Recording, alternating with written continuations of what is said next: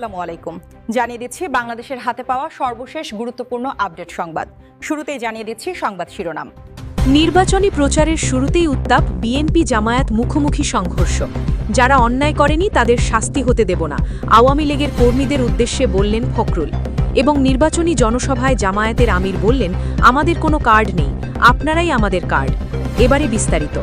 প্রায় ১৭ বছর পর দেশ একটি প্রতিযোগিতামূলক নির্বাচনের দিকে যাচ্ছে। শান্তিপূর্ণ এক পরিবেশে এই ভোট যাত্রা শুরু হয়েছে ২২ জানুয়ারি বৃহস্পতিবার থেকে। ক্ষমতাচ্যুত আওয়ামী লীগের অনুপস্থিতিতে এবারের নির্বাচনে প্রধান প্রতিদ্বন্দ্বী শক্তি হিসেবে সামনে এসেছে বিএনপি ও জামায়াতে ইসলামীর নেতৃত্বাধীন ১০ দলীয় নির্বাচনী ঐক্য। কিন্তু অবাক করার বিষয় হল, প্রচারের প্রথম দিন থেকেই প্রধান দুই প্রতিদ্বন্দ্বী দল বিএনপি ও জামায়াতে ইসলামী পরস্পর আক্রমণাত্মক বক্তব্য শুরু করেছে কিছু সুনির্দিষ্ট বিষয়ে। নির্বাচনী প্রচার শুরুর মাত্র দুদিন হল। গতকাল শুক্রবার ও আগের দিন বৃহস্পতিবার এই দুই দিনে বিএনপি ও জামায়াতের শীর্ষ নেতাদের বক্তব্য বিশ্লেষণ করে যে স্পষ্ট ইঙ্গিত পাওয়া যাচ্ছে তা হল, সামনের দিনগুলোতে পরস্পর আক্রমণের ধার আরও বাড়তে পারে। ২০২৪ সালের ৫ই অগস্টের গণ অভ্যুত্থানের পর পরিবর্তিত রাজনৈতিক প্রেক্ষাপটে আগেই আঁচ পড়া যাচ্ছিল যে জাতীয় নির্বাচন ঘিরে বিএনপি ও জামায়াত পরস্পর বিরোধী শক্ত অবস্থানের দিকে যাবে। এখন পরিস্থিতি সেদিকেই গড়াচ্ছে বলে মনে করা হচ্ছে। এর মধ্যে লক্ষণীয় বিষয় হচ্ছে, এবারের নির্বাচনে বিএনপির দিক থেকে জামায়াতের বিরুদ্ধে ১৯৭১ সালের মুক্তিযুদ্ধে দলটির ভূমিকা, ধর্মের অপব্যবহার করে মানুষকে বিভ্রান্ত করা এবং ইলেকশন ইঞ্জিনিয়ারিংয়ের ষড়যন্ত্র করার অভিযোগগুলো সামনে আনা হচ্ছে। বিএনপির চেয়ারম্যান তারেক রহমান গত ২ দিনে রাজধানী ঢাকার ভাসানটেকসহ সিলেট, মৌলভীবাজার, হবিগঞ্জ, ব্রাহ্মণবাড়িয়া, কিশোরগঞ্জ, ভৈরব, নরসিংদী ও নারায়ণগঞ্জের ২৫০০ মিলে ৮টি জনসভায় বক্তৃতা করেন। অন্যদিকে জামায়াতের আমির শফিকুর রহমান ঢাকার মিরপুরসহ উত্তরবঙ্গের পঞ্চগড়, ঠাকুরগাঁও, দিনাজপুর ও রংপুরে ৫টি জনসভায় বক্তব্য দেন। এই দুই নেতার বক্তব্যগুলো তুলনামূলক বিশ্লেষণ করলে পরস্পর বিপরীতমুখী অবস্থান একদম স্পষ্ট হয়ে ওঠে। তারেক রহমান জামায়াতের নাম উল্লেখ না করে ১৯৭১ সালে তাদের স্বাধীনতা বিরোধী ভূমিকার কড়া সমালোচনা করেন। ধর্মকে ব্যবহার করে বেহেশতের টিকিট দেওয়ার প্রতিশ্রুতিকে তিনি সরাসরি শিরক ও কুফরি বলে অভিহিত করেন। তিনি দাবি করেন, প্রতিপক্ষ দল সৎ মানুষের শাসনের কথা বলে নিজেরাই অসৎ কাজ করছে এবং ধর্মীয় অনুভূতি ব্যবহার করে মানুষকে ঠকাচ্ছে। এছাড়া তিনি নির্বাচনকে কেন্দ্র করে পোস্টাল ব্যালট ছিনতাই এবং এনআইডি ও মোবাইল ফোন নম্বর সংগ্রহের মাধ্যমে ভোট চুরির ষড়যন্ত্র সম্পর্কে বারবার সতর্ক করেন। গতকাল শুক্রবার এই বাকযুদ্ধ পায় নতুন এক মাত্রা। খুলনায় নির্বাচনী সমাবেশে জামায়াতের সেক্রেটারি জেনারেল মিয়া গোলাম পরোয়ার নির্বাচনকে আখ্যা দেন দিন কায়েমের নিয়মতান্ত্রিক জিহাদ হিসেবে। তিনি বলেন, আগে যুদ্ধ হতো তরবারি, তীর, ধনুক ও কামান দিয়ে, এখন যুদ্ধ হচ্ছে ব্যালট দিয়ে। তারেক রহমানের বক্তব্যের কড়া সমালোচনা করে গোলাম পরোয়ার বলেন, কোনো মুসলমান আরেক মুসলমানকে কাফের বলতে পারেন না, তিনি এটা বড় অপরাধ করেছেন। তিনি আরও বলেন, উনি তো এখন বড় মুফতি হয়ে গেছেন, বিলেত থেকে এসে ফতোয়া দিচ্ছেন কে মুসলমান আর কে কাফের। এর বিপরীতে জামায়াতের দিক থেকে বিএনপির বিরুদ্ধে দলটির নেতাদের অতীত দুর্নীতি, নেতাকর্মীদের অতীত ও সাম্প্রতিক দখল, চাঁদাবাজি এবং তাদের নব্য ফ্যাসিবাদ হয়ে ওঠার অভিযোগ সামনে আনা হচ্ছে। এর সঙ্গে দুই পক্ষ থেকেই একটি বিষয় বিশেষ গুরুত্ব সহকারে সামনে আনা হচ্ছে, আর সেটি হল বিদেশি আধিপত্য।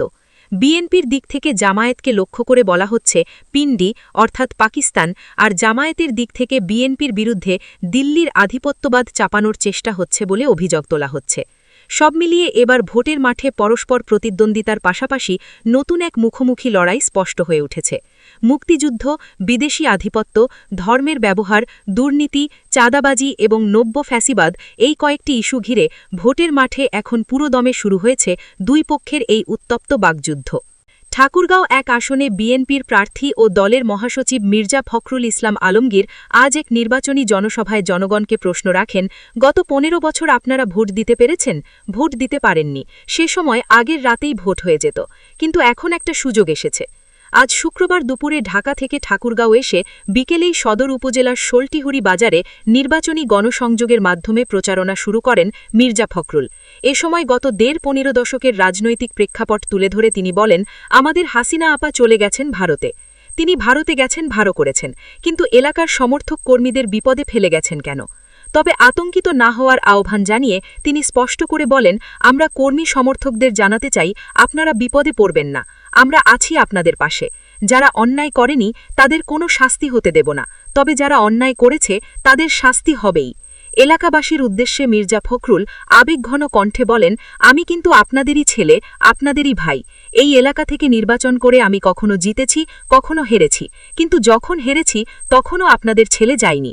নিজের বয়স ও কর্মস্পৃহা নিয়ে তিনি বলেন, আমার বয়স ৭৬ হয়ে গেছে, কিন্তু মনের দিক থেকে এখনও তরুণ আছি। আমি বিশ্বাস করি সুযোগ পেলে এখনও অনেক কাজ করতে পারব এবং এলাকার সমস্যার সমাধান করতে পারব। বক্তব্যের এক পর্যায়ে তিনি রাজনৈতিক প্রতিপক্ষ জামায়াতকে উদ্দেশ্য করে প্রশ্ন তোলেন। তিনি বলেন, এখন একটা দল আসছে, নাম কি? জামায়াত। তারা কি এর আগে ক্ষমতায় এসেছে? কারোর জন্য কোনো কাজ করেছে? নিজের দলের পক্ষে অবস্থান নিয়ে তিনি জোর দিয়ে বলেন, আমরাই কাজ করেছি, বিএনপি পরীক্ষিত দল। আমরা আরও কাজ করতে চাই, নতুন স্কুল, রাস্তাঘাট এবং হাসপাতাল করতে চাই, বিশেষ করে ছেলে মেয়েদের চাকরির ব্যবস্থা করতে চাই। বিকেলে সদর উপজেলার দেবীপুর ইউনিয়নের শোলটিহরি বাজার ছাড়াও তিনি ১১ মাইল, বৈরাগীহাট, পয়সাফেলা ও মুন্সিরহাট এলাকায় গণসংযোগ করেন। সবশেষে ভোটারদের সঙ্গে কুশল বিনিময় করে ধানের শীষে ভোট চেয়ে মির্জা ফখরুল বলেন, দীর্ঘদিন পর এখন যে সুযোগ এসেছে তা আমাদের কাজে লাগাতে হবে। বিএনপি সরকার গঠন করলে যখন ৪ কোটি পরিবারকে ফ্যামিলি কার্ড দেওয়ার প্রতিশ্রুতি দিচ্ছে, ঠিক তখনই ভিন্ন সুর শোনা গেল জামায়াতে ইসলামীর আমির শফিকুর রহমানের কণ্ঠে। একটি নির্বাচনী জনসভায় তিনি স্পষ্ট করে বললেন, ভাই, আমাদের কাছে কোনো কার্ড নেই, আপনারা সবাই ভাই বোনেরা আমাদের কার্ড, আপনাদের বুকে আমরা একটা ভালোবাসায় কার্ড চাই।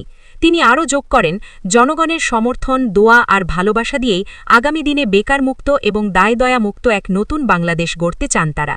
গতকাল শুক্রবার দুপুরে পঞ্চগড়ের ঐতিহাসিক চিনিকল মাঠে ১০ দলীয় ঐক্যের নির্বাচনী জনসভায় প্রধান অতিথির বক্তব্যে এসব বলেন তিনি।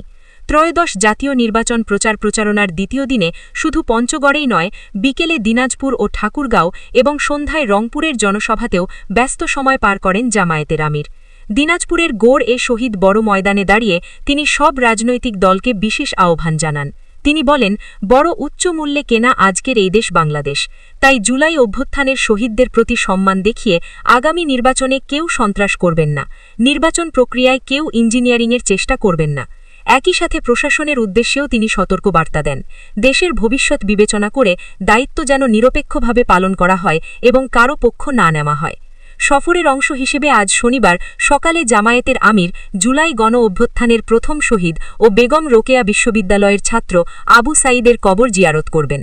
এরপর গাইবান্ধার পলাশবাড়ী ও বগুড়ায় নির্বাচনী জনসভায় প্রধান অতিথি হিসেবে যোগ দেওয়ার কথা রয়েছে তার।